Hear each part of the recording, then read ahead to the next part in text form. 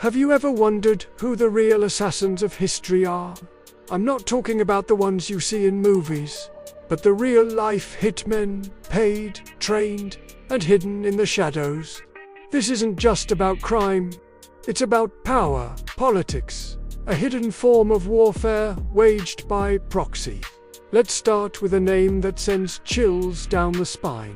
Richard Iceman Kuklinski. He was one of the most feared and prolific contract killers in modern American crime. With over 100 confirmed murders, Kuklinski wasn't just a hitman.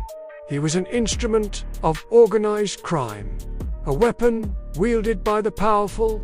His methods were brutal and varied, from poison to explosives, earning him the nickname Iceman for his technique of freezing bodies to obscure the time of death. But here's the crucial part. While Kuklinski was the one pulling the trigger, the real power lay with the mafia bosses who hired him.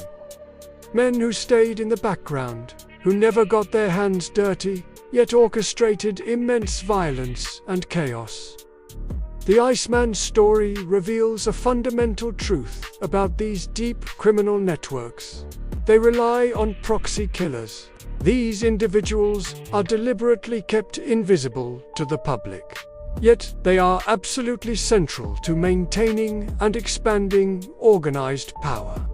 They are the deniable assets that allow the powerful to remain untouchable.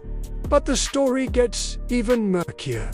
What happens when these dark skills are used not just by criminals, but by governments? There have long been whispers and declassified files pointing to the CIA's use of its own clandestine operators.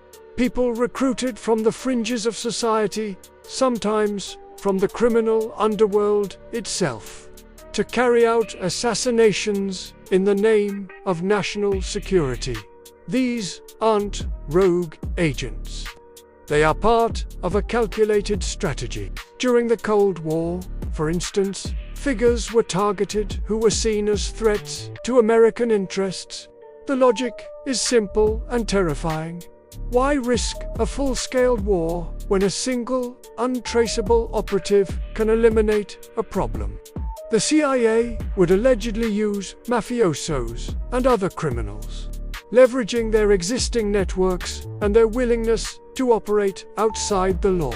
It was a perfect, sinister partnership, a marriage of convenience between the state and the underworld.